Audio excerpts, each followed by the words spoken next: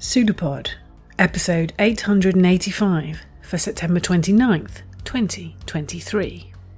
The Grave of Angels by Erica Rupert. Narrated by Rhianna Pratchett. Hosted by Kat Day. With audio production by Chelsea Davis. Hey everyone, hope you're all doing okay. I'm Kat, assistant editor at PseudoPod, your host for this week, and this week we have The Grave of Angels by Erica Rupert. This story first appeared in Vesterian in June 2021. This story has a content warning for death of a partner. If that's going to be difficult for you, give this one a miss. We'll be back soon. We promise.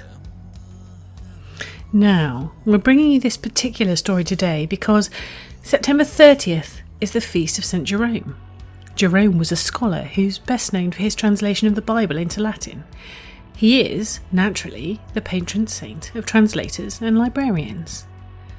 And I should mention someone else who does translations, our very own Sean Garrett. He's been working at PseudoPod for 15 years this year. What a milestone. Plus, it's his birthday on September 30th too. Happy birthday and happy anniversary, Sean. Now, your narrator this week is Erica Rupert, who lives in northern New Jersey with her husband and too many cats. Her novella, Sisters in Arms, was released in 2021.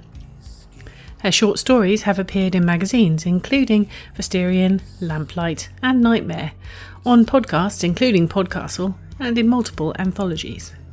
Her collection, Imago and Other Transformations, is out now. When she's not writing, she runs, bakes and gardens with more enthusiasm than skill. Find her on Facebook at erupert.923 or at www.nerdgoblin.com. And our narrator this week is Rhianna Pratchett, who's worked in most entertainment fields but is probably best known for her award-winning work on games titles such as Mirror's Edge, the Overlord series, Tomb Raider and Lost Words Beyond the Page. She also works in film and television. She is co-director of Narrativia, the multimedia production company who control the rights to the works of Sir Terry Pratchett, her late father. She wrote the fighting fantasy novel Crystal of Storms, and her latest book, Tiffany Aching's Guide to Being a Witch, co-written with Gabrielle Kent, is due to be released at the start of November. And now, we have a story for you. And we promise you, it's true.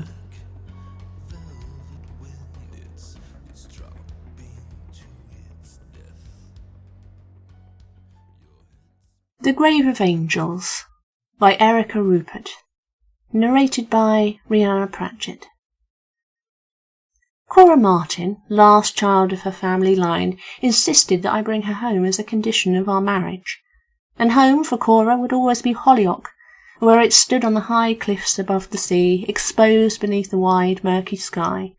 The town had been all but deserted for years now, as all the coastal towns were, but she'd been away for years and longed for it. I had no deep roots and wondered at her insistence. Once we reached its crumbling outskirts, I understood. Her family was woven into the fabric of this town. Streets were named for the Martins, and the businesses on them as well. Martin Hardware, Martin Dry Cleaners, Martin Street Market. All of them were shuttered, though. The influence of her family as diminished as the town itself. No one went to the seaside anymore. But we did. Cora was dying, and it was her wish. She wanted to be buried with her family. As we drove over the long, broken two-lane road that stretched across the lowland marshes towards rising hills, Cora kept up a steady chatter of anecdotes and half-slipped memories. Her mother had been the last living sibling of 3, Cora rambled, and the only one to marry and have children. Her father was a mystery to her, unmentioned and unrecorded. Cora had had a brother once, but she believed he had died in infancy. She never knew him. She thought he might be buried here. Her mother was in the family crypt. Her uncles, dead before she was born, had left and never come home. How much of what she told me was objectively true, she couldn't be certain, but she told me her history as she had learned it. As we drove, I watched her pinched, animated face. It was luck that I had even met her, but it was also luck that nurtured the disease in her lungs, stealing her breath and wasting her away. Sometimes, she said, it felt like something twisting inside her, clawing her out. She'd become almost Victorian under the illness's weight, washed out and slender to the point of consumption, yet her will to return to Holyoke was strong. Cora stopped talking as we turned into the long driveway to the house, her concentration at once and entirely on the property. I wondered how what she remembered compared to what we saw. The family home was a large, plain, 2-story affair with faded blue vinyl siding and sagging gutters. Its lawn had become overgrown and brown, the driveway encroached by weeds and sand. Shaggy boxwood and yew shrubbery hid the lower parts of the wide front windows. The house breathed emptiness. I pulled up to the front of the garage. Cora got out of the car and jogged up the front steps. As I followed her, I could see a light burning on the porch, dim in the daylight. I was surprised the old house still had power. A note pinned to the front door read in wide block letters, "Generator on below. Cellar doors open for air. A.G." Cora pulled the paper free of its pin, crumpling it without thinking. She shoved it in her pocket as she reached for her keys. "Who's A.G.?" I asked. "Anna Gorney," she said, distracted as if she thought I should have known. As she struggled to turn the stiff lock, she explained. "Another old family in Holyoke. The Gorneys. They've always helped us." And then, with a sudden click, she unlocked the door and went in without me. I carried our bags in while Cora wandered through the house. Her footsteps sounded from above me as she moved through the upstairs rooms. From the entranceway I could see into the living room and dining rooms. They were clean but shrunken with oversized furniture. Family photos hung on most of the walls. I went into the living room to examine one of Cora, very young, with a woman who was probably her grandmother. The shape of their faces showed their kinship. I turned away. There was nothing else of particular interest. This was a house much like I'd grown up in. Comfortable, but drab. I paused to consider the blank black window of the television screen. It had been years since anything had been broadcast. I didn't really miss the content. I missed the community. As I stood there reminiscing, I heard the low thrum of the generator in the basement. Cutting across the steady sound, though, was a scraping noise like rocks sliding across each other. I found the cellar door in the kitchen and made my way down. As I descended the painted wooden steps, I expected to find a finished space, a playroom or a den, but Cora's cellar was dug out of the cliff raw rock, rough, brown and layered. The floor had been levelled with painted cement. Part of one wall exposed a vein of black basalt in the native rock, honeycombed with what looked like burst air bubbles. The holes were full of shadows in the overhead light and glistened with damp. The grating sound seemed to come from the holes, but the noise faded as I leaned in to listen. Then any subtler sound was drowned by a deep, hollow booming from far beneath me. I started. Before I realised it was probably the sea clanging in some half-submerged cave. These cliffs were probably ridden with caves, worn out of the rocks. I wondered how long it would take the sea to tear them down. My mind was too busy. I went back upstairs to find my wife. We settled in. On the day she felt strong, Cora showed me the town as she remembered it. The first time, before we turned back home, she brought me to the edge of the overgrown cemetery, where her family had built a small chapel over the family tomb. It was hardly larger than a garage, but its walls were black basalt, and its shape suggested the Gothic without indulging in it. Like an archaic family joke, the Martin Chapel was dedicated to that joyless ascetic, St. Jerome. Cora didn't know why her family had chosen him, though she suspected it was his bookish qualities that had drawn her ancestors. Even though the chapel was abandoned, the engraving over the doorway remained intact. Quid procurum est esse iame ceperet. Begin now to be what you will be hereafter, Cora said softly, as if it were a prayer itself. She turned to me with a history lesson. Jerome favoured the buried places when he was young. to see the martyrs' bodies and relics for himself. He felt that seeing those sacred bones would absolve him of his earthly sins. We went inside, and Cora showed me the door to the Martin tomb and the stairs that led down to the graves. The stone walls leading down were as pocked as the walls of her basement. She asked me if I knew of the Fosse Ardentini near Rome, near the catacombs Jerome haunted in his youth. I did not then, but I learned. When Cora rested, which became more and more of each day, I went exploring. I knew there were other people still in town, but I only saw fleeting evidence of them. Hollyock had contracted. I could not see the town as Cora did. I had no memory to fill in the gaps. The main street was a wide stretch of abandoned stores, windows intact, merchandising fading in the weak sun.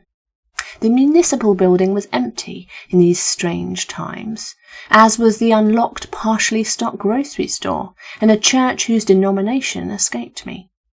Here and there I thought I could see the blue flicker of fluorescent lights where somehow electricity still flowed.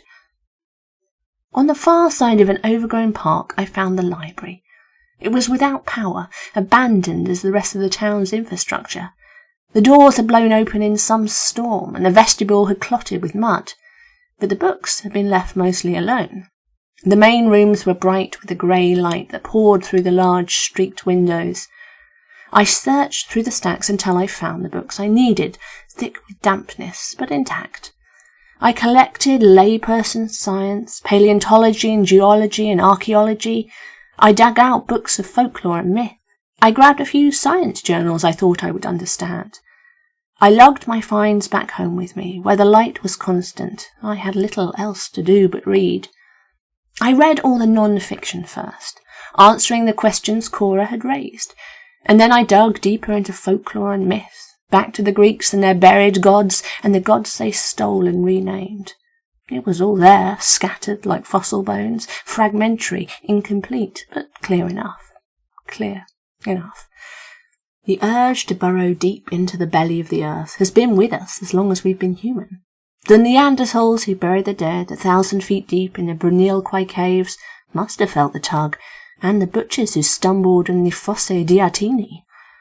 But our history is also haunted by the convergence of elemental forces, the earth and the sea, and so the Celts made sacrifices in the ocean-washed caves in the Moray Firth, and divers at the Eagle Nest drowned in the depths of the earth. Those places are gone now, lost, but something deep calls us, and always, always we find a way to answer. The days dragged on.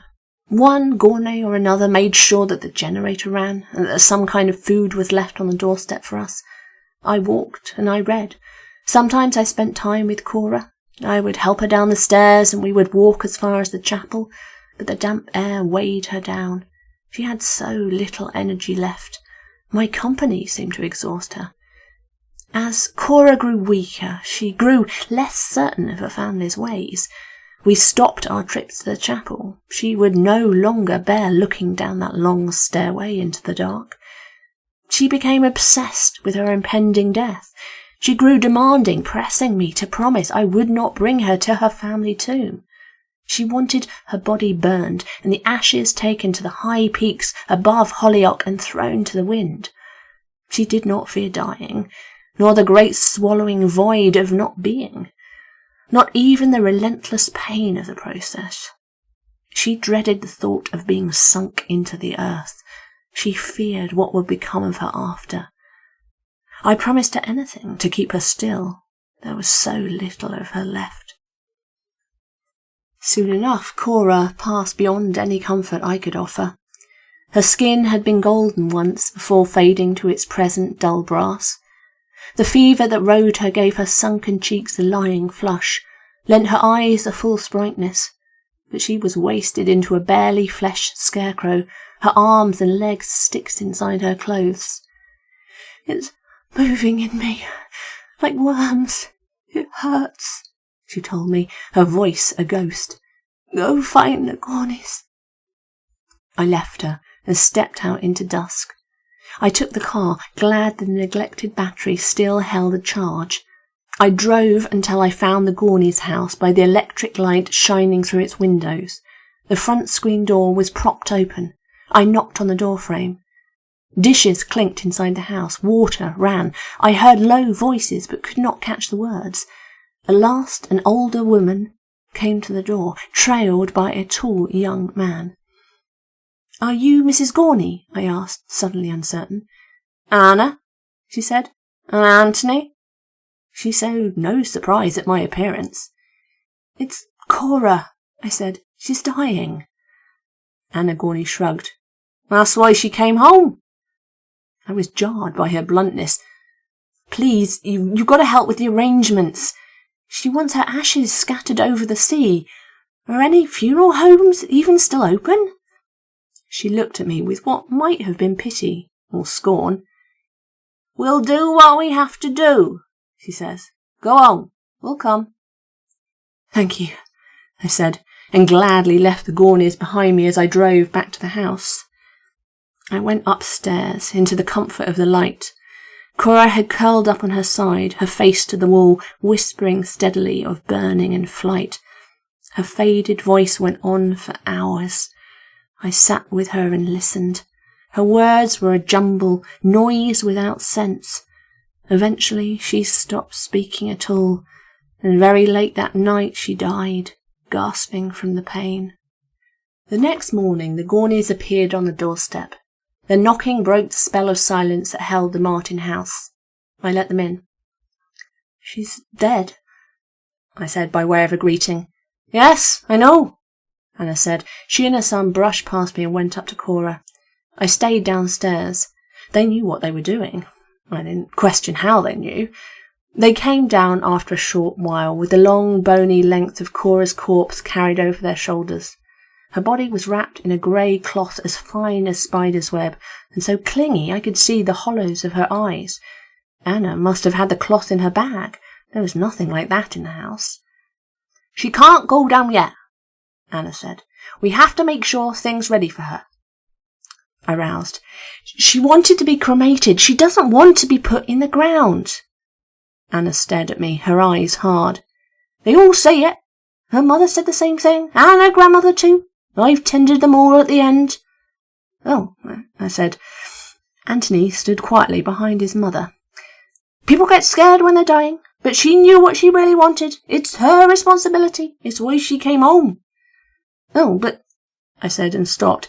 I wanted to follow Cora's wishes, but I wanted her to be safe with her ancestors, away from this strange, decayed world. I wanted to not be caught here without her. I didn't yet understand. The machinery moved on without me. "We'll leave her in the parlour until it's done," Anna said. I nodded, tired, not willing to argue. Cora was dead, and it didn't matter. I did not think it through. They laid Cora on the long couch, facing the blank television. From another hidden pocket, Anna unfurled another long length of fabric, this one spangled in silver, and draped it over my wife's dead form. She bent to smooth it, and I saw her move her hands in a way that suggested the sign of a cross. But it was not a cross she drew there over Cora's quiet heart. Anna straightened and looked at her work and then nodded to me. "Come, Anthony," she said to her son, and then they left me alone. I spent the night in the parlour with Cora, glad of the electric lights that cast back the shadows. Nothing moved in the house. The only sound was the thrum of the generator below. Even so, I imagined my wife might still be breathing under her shroud. I thought I heard a soft, wet motion. I thought I saw something slide beneath the wrappings, working them loose. But the faint exhalations were only the beginnings of decomposition, relentless even in the cool night. I moved my chair back from her, and eventually fell asleep. I dreamed of Cora on a pile that would not kindle. Anna Gorney did not come back to the house for 2 days. She and her son had opened up the Martin tomb and cleared the neglected passageway to its end, and then dug a new niche into the soft honeycomb stone for Cora's swaddled remains. By now, Cora had begun to stink plainly of decay. A thin, vile liquid stained the fine cloth of her shroud. But Anna Gorney and her son did not flinch away from lifting her again to carry her to the chapel. They walked at a stately pace and let me trail behind them. I could hear them whispering roughly to each other. It might have been a conversation, it might have been a song. I did not listen closely enough to tell. Instead, I wandered along and gathered an armload of lilies from the untended gardens along the way, carrying the blooms instead of helping to bear my wife. When we reached the chapel, I had to crush the lilies against my chest to open the door for the Gorneys. They passed me with their burden, and for a moment I was truly left outside of it. Outside the chapel, outside the ritual, outside the cloistered history of my wife and the town. Overwhelmed, I followed them in. They had already descended the steps of the tomb, and I hurried down to see them set my Cora in her place. The heady smell of the lilies was cloying in the narrow confines of the grave, but not strong enough to mask the rot. I lay the bright flowers at Cora's feet and tried not to breathe too deeply. I wondered how guilty I should be that I hadn't insisted on burning her. I looked for the Gorneys, but they had gone up, leaving me to whatever rites I would do. But I did nothing. I could not believe my Cora had been reduced to this. And yet I still suffered the niggling doubt that she was not truly gone. The words carved in the chapel's door fed my imagination. Begin now to be what you will be hereafter. But when does now begin? Every day I went to visit her, a lone pilgrim in an empty town. The Gorneys kept to themselves, their duties fulfilled. If anyone else still called this town home, they kept to themselves as well. I saw no one. Just as well, I didn't need the pressure of contact. Every day I let myself into the chapel and descended to her. Every day the distance seemed a few yards longer, the slant of the floor steeper, the air warmer and strangely flavoured with salt. Every day I brought her fresh flowers from the garden, running to seed, lilies, roses, phlox, all sweet and suffocating in the closed stone channel, but never fragrant enough. Her silvery shroud grew dark with stains as she withered inside it. I marked how she changed, how the clinging wet fabric revealed a new form inside the old. She had been my wife. As long as she remained in the riddled stone crypt where her family was, she would be. I entertained wild thoughts, built on myth, of magically bringing her back, of her wanting to come back, of her loving me enough to make her way out of that consuming darkness. Every day I walked slowly down the long spiral to Cora, my Eurydice, to tempt her back to the air. But I am not Orpheus. I could not persuade her to follow me even a little way back. Today, after 2 weeks of invariable routine, I needed to change. I left the house and gathered what weedy flowers still bloomed, but I did not turn immediately towards Cora's familiar tomb. The day was cool and grey, with a wet breeze coming off the cooling ocean. Summer was reaching its inevitable end. I walked into the wind towards the edge of the town where the land fell away into the sea below. Scrub grass gave way to bare, pitted rocks. The wind became a force on the cliff's edge, blowing my hair back. I looked for gulls, but there were none to see. The ocean below was as milky as jade, its shush and rumble masked by the wind streaming past my ears. I felt smothered in the sound of it, separated from what was left of the rest of the world. I finally turned my head away from the wind's direct path, and I could finally hear the sea, but there was no human sound, no bird crying, no noise of something alive. The air moved. The sea churned, and the sky hung like dull silk above it all, ripped and weighted by something behind it. I had never realised how alone I was before that moment, not just from Cora's death, from the world's. Nothing in the end is sacrosanct. We die. Traditions are misremembered or forgotten. There is no way to stop it happening with lives as brief as ours. There are gods we shall never see because we no longer remember how. I threw my handful of flowers into the sea. They scattered and drifted in the winds, tumbling down the cliff face before falling bruised upon the water. It didn't matter. It meant nothing to me once it was done. I was no part of this town.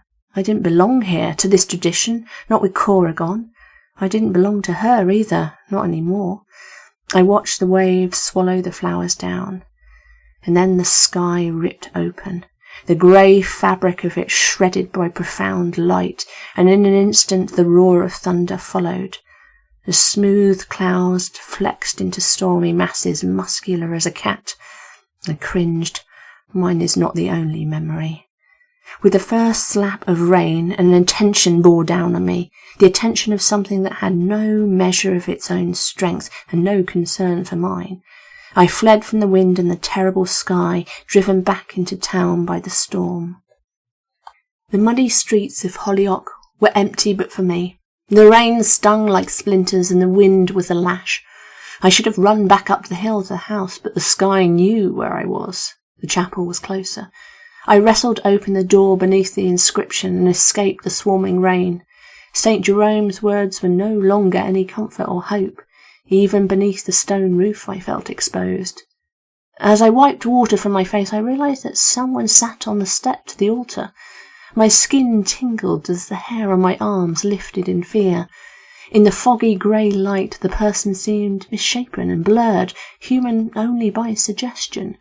Then lightning flashed and the figure stood up, coalescing into Anthony Gorney. "What are you doing here?" I said before I could stop myself. He shrugged. I realised I had never heard him speak.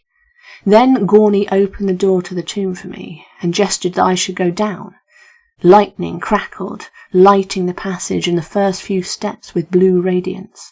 It seemed as if the light flowed down the worn stone, seeping into the cracks, and was absorbed by the darkness. Gorney gestured again. "All right," I said. "I've been here every day. Of course I'm going down." I reached into my pocket for the flashlight I carried, glad I put fresh batteries in. Gorney didn't move aside as I passed, forcing me closer to him than I ever wanted to be. He smelled of old wet things, like mould on cloth. I didn't look at him, but I heard his rough breathing in my ear as I stepped down. I passed the first turn in the stairs when fear closed my throat. The long, winding tunnel smelled of earth and salt. The myths I had read swarmed in my imagination. Before I could turn back, I heard the door slam shut, the key grind in the lock, the retreat of footsteps across the chapel floor. "Gorney!" I yelled, but I was ignored. I heard the outer door to the chapel bang closed. Then I heard only the dim, distant rhythm of the rain on the high chapel roof. I was sealed in with my wife and all her kin. My flashlight cut the dark, drawing out the shadows. I did not bother to try the door behind me. I had opened it enough times to know its weight and its well-oiled machinery. I went down as I was meant to. The corridor ran on longer than I remember from all my previous visits. As I went deeper, it was not the reek of the grave, but the rank stench of the sea that laden the air.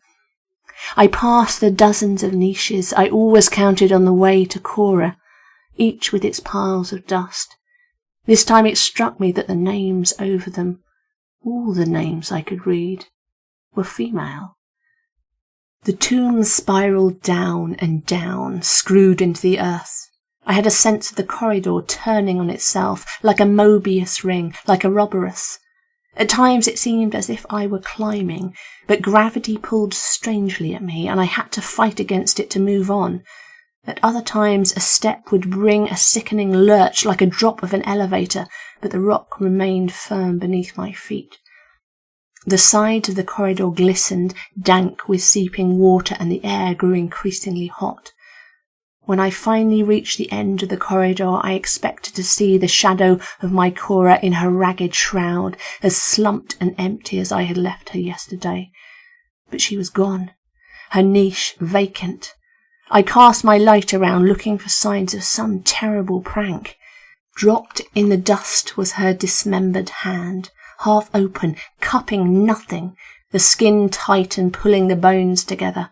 The index finger extended in a weak curve to point further down the now elongated corridor, deeper into the darkness.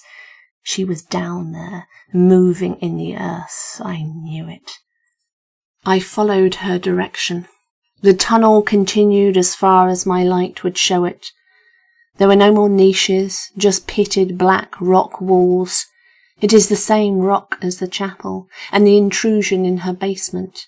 It is the same rock that underlies the deep sea itself, born there at the rifts in great molten upswellings that flow slowly away to reshape the rest of the world in their time.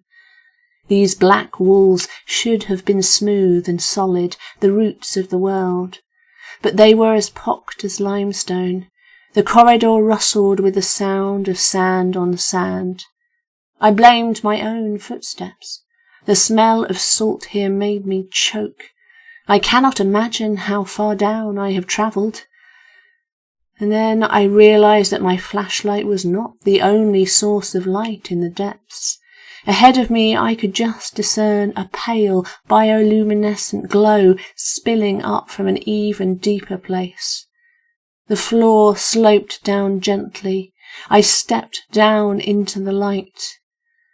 Cora sat in state in the grotto that opened before me, a damp velvet cushion beneath her, her shoulders draped in silver cloth. Fungal things bloomed around her in a strange bounty, waving delicate yellow filaments in the blood-warm still air. Her bones had been stripped of all soft flesh and polished until they shone like pearl. I saw with some surprise how narrow and shallow her jaw was, how wide set her eyes. Her bones had changed down here, or living flesh had hidden those deformities. Now they were bare, the truth revealed. But her eyes, the sockets were not empty after all. Like a heavy tide, a luminous jelly rolled up to fill them, shimmered and focused and saw me. For too long I could only meet that alien gaze, struck dumb by the spark and fade of those viscous depths. It was like looking into the night sky or deep water, and then she recognized me. The tendons that held her bent jaw to her skull creaked and slithered as she opened her mouth. A hiss of a voice slipped out. The moist, grating sound grew louder all around, and slippery vermin came from every crack that could hide them. One slithered over my shoe and clung to the leg of my pants, before I shouted in gross fear and kicked it away. It was a pale grey thing, limber and slick and primitive, one of the things that scraped through the rock, making passage for what still would come. The myths and folklore have lost so much in translation. The raw edges of our need for burial has been rubbed to dullness by time. There are elemental places that demand to be opened and then appeased. Like other caves, like other catacombs, the Martin tomb was one. The Martins opened it willingly and answered the call with their own blood. There were benefits to their sacrifice. Beside my Cora is an empty throne, carved out of the grotto itself, black and ancient stone, worn smooth by countless grey bodies sliding across it, decorated with a lattice of crumbling bones. The seat is too high for a human, too angled, too deep. Even further beneath us, I can hear a huge, even, booming sound, like an ancient bell, like waves against a hollow rock wall. The constant slithering of the grey things stops. They retreat into their many, many holes. Cora is not my Eurydice. No. She is Persephone, queen in the dark, and I am not her king.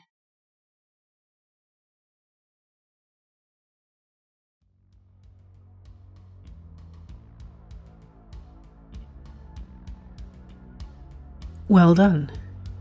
You've survived another story. Erica had this to tell us about this piece.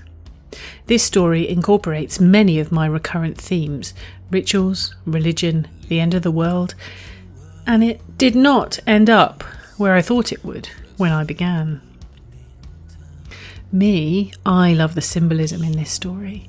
It has a dreamlike quality from the start, and if you poke around in dream interpretations and symbolisms, one of the things that comes up is that shops and shopping can represent choosing between options. The opening of this story, which describes the decaying town with Martin Hardware, Martin Dry Cleaners, Martin Street Market, all of them shuttered, made me think of this idea. There are no more choices. Everything is closing, coming to an end. And of course, in the background, there's the booming, echoing sea. And the ocean has always represented hidden things, secrets, coldness, darkness. That's why we like it so much at PseudoPod, after all. And then we have the references to Jerome, eventually to become the saint of translators and librarians, but who, we're told, felt that seeing sacred bones would absolve him of his earthly sins. Begin now to be what you will be hereafter, says the Latin engraving over the chapel in the story. And this is a turning point. The suggestion of cycles, of things ending, but also starting again. Every year for the last few years now, we've bought a pot of caterpillars from a company called Insect Law. They start tiny, barely specks, and they eat and grow and eat and grow, and then they crawl up to the lid of the cup, hang there, and become still. There's one last flurry of movement before they form their chrysalid, and in that moment the caterpillar loses its caterpillar head before becoming sealed in, its old body liquefying and then slowly reforming into something new. And this story reminded me very much of that process. Although here, of course, what emerges is not a pretty painted lady. Masterful storytelling and a beautiful narration. It's late. Dark. The person next to you, maybe a friend, maybe a stranger, whispers in your ear, there's this story they've been dying to tell someone, and the details, well, there's something about them that's just not quite right. If you like The Twilight Zone, Black Mirror, and of course, PseudoPod, then maybe you should try listening to The Wrong Station. The Wrong Station is a horror anthology. Each episode is an original story that stands alone, but all are unified by a pervading sense of wrongness. Stories span a wide selection of genres and settings, from psychological thrillers and body horror to sci-fi and dark fantasy. This October, The Wrong Station will be bringing you 31 episodes in just 31 days. It's all part of the Wrong Station pledge drive. That's right, every single night in October you can tune in to The Wrong Station for a brand new original horror story. The question is, will you ever be able to tune out? Find The Wrong Station now, wherever you get your podcasts. What did you think of The Grave of Angels by Erica Rippert? If you're a Patreon subscriber, we encourage you to pop over to our Discord channel and tell us. PseudoPod is funded by you, our listeners, and we pay everyone, and we're very proud of that, but it continues to rely on your generosity. So, as always, if you can, please go to pseudopod.org and donate by clicking on Feed the Pod. If you support our Patreon, you will get access to the aforementioned Discord channel. But if you can't afford to support us financially, and we do understand, then please consider leaving reviews of our episodes or talking about them on social media. And speaking of that, we now have a Blue Sky account. Find us at pseudopod.org. If you like merch, Escape Artists has a Void merch store with a huge range of hoodies, t-shirts and other goodies. The link is in various places, including our pinned tweet, until Twitter collapses into the void. And while I'm here, I just also want to give a little shout out to Giganotosaurus, who publish one longish fantasy or science fiction story every month. They need your help. Go to giganotosaurus.org to find out more. Thank you. PseudoPod is part of the Escape Artists Foundation, a 501c3 non-profit, and this episode is distributed under the Creative Commons Attribution Non-Commercial No Derivatives 4.0 International License. Download and listen to the episode on any device you like, but don't change it or sell it. Theme music is by permission of Anders Manga. Next week we have A Wonder of Nature in Need of Killing by V.G. Campen, narrated by Sevatividum, guest hosted by Marie Lestrange, and produced by Chief Audio Tentacle Chelsea Davis. Just before I go, Pseudopod and Ursula K. Le Guin know that you were the vessel of evil. The evil is poured out. It is done. It is buried in its own tomb. See you soon, folks. Take care. Stay safe.